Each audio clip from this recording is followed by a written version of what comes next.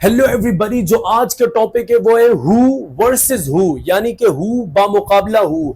आज की इस वीडियो में मैं आपको हु का फर्क बताऊंगा और दो यूजेज बताऊंगा हु के।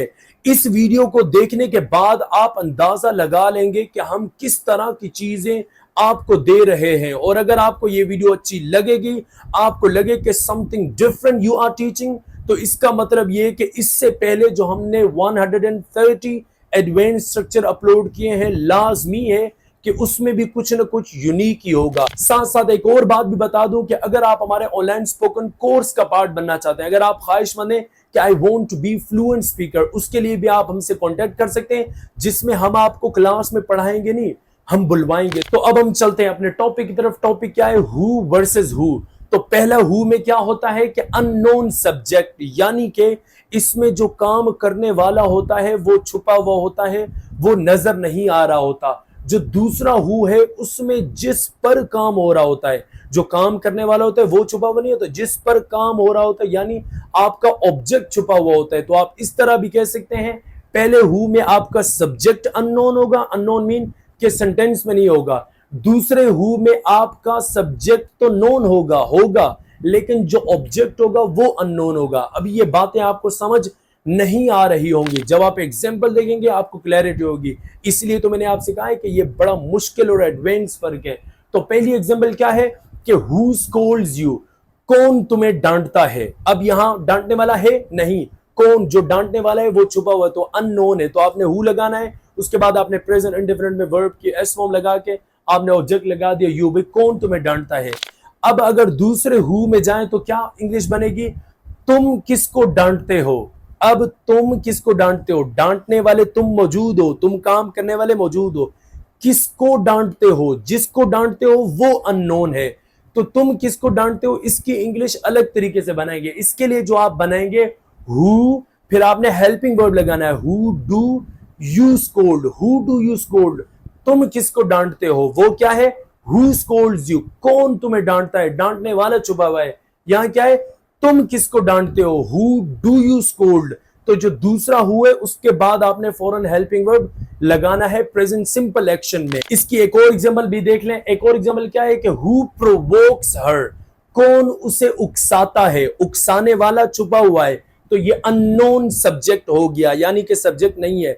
हु प्रोवोक्स हर मौजूद है, जिसको उकसाया जाता है वो मौजूद है, लेकिन उकसाने वाला नहीं है। अगर आप इसको दूसरे हु में लेकर जाएंगे कि वो किसको उकसाती है, वो किसको उकसाती है, उकसाने वाली वो है, किसको उकसाती है वो छुपी हुई है। दोनों की अलग अलग इंग्लिश बनेगी। पहला क्या है कि हु प्रोवोक्स हर, कौन उसको उकसाता है। दूसरा वो किसको उकसाती है, तो हु डज शी प्रोवोक, वो किसको उकसाती है। दो अलग अलग है, इनके बनाने का तरीका भी अलग है। इसको आप प्रेजेंट प्रोग्रेसिव में भी बना के देख सकते हैं, जैसे कि हु इज कॉलिंग देम, कौन उन्हें बुला रहा है। अब बुलाने वाला छुपा हुआ है, कौन उन्हें बुला रहे, जो बुलाने वाला है वो छुपा है, जिनको बुलाया जा रहा है वो मौजूद है।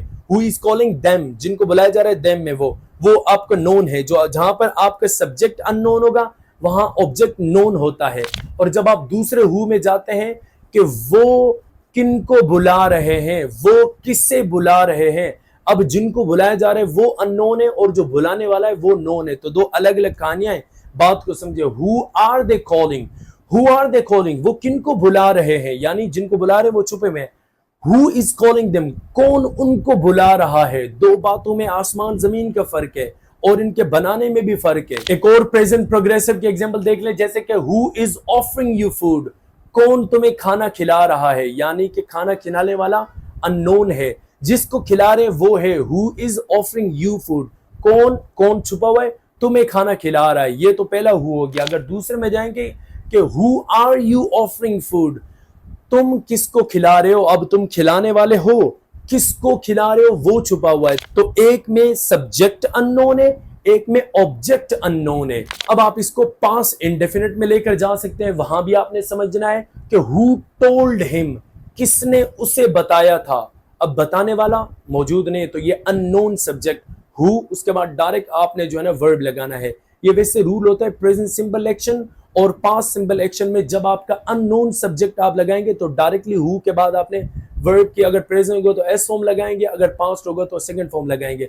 क्योंकि वैसे भी ये दो इंग्लिश में वाहिद टेंस हैं जिनका जो अफर्मेटिव सेंटेंस होता है वो उसके बिल्कुल सब्जेक्ट और डायरेक्ट वर्ब आता है। तो ये जो पहला जो अननोन सब्जेक्ट वाला है इसको आपने अफर्मेटिव की तरफ बनाने, डायरेक्ट हेल्पिंग वर्ब नहीं लगाना। अब आप इसी सेंटेंस को जैसे कि हु टोल्ड हिम, किसने उससे बताया, किसने बताने वाला छुपा है, अब आप इसको उस दूसरे हु में लेकर जाएं कि उसने किसको बताया, उसने बताने वाला है, किसको बताया, जिसको बताया वो छुपा है, तो अननोन ऑब्जेक्ट में लेकर है। तो इंग्लिश क्या होगी कि हु डिड ही टेल, उसने किसको बताया, हु टोल्ड हिम, उसे किसने बताया, दोनों बातों में फर्क है। अब आप इसकी प्रेजेंट परफेक्ट में भी एक एग्जांपल ले ले, जैसे कि लिखा है कि हु हैज गिवन यू, तुम्हें किसने दिया, देने वाला अननोन है, हु हैज गिवन यू, और तुम्हें किसने दिया।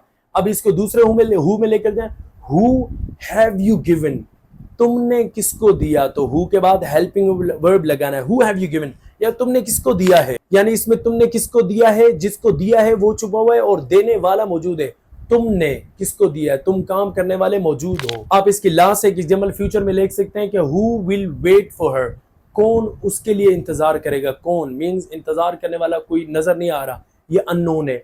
अब इसको अगर आप दूसरे में लेकर जाएंगे तो who will she wait for, आपने फोर भी एन में लगाना है, वो किसका इंतजार करेगी, वो अब इंतजार करने वाली है, किसका इंतजार करेगी वो नहीं है। तो यहाँ दो तरह के मैंने आपको हु पढ़ाए हैं, एक मैंने आपको हु पढ़ाया है अननोन सब्जेक्ट, उसमें सब्जेक्ट अननोन है, एक में जो हु है ऑब्जेक्ट अननोन है।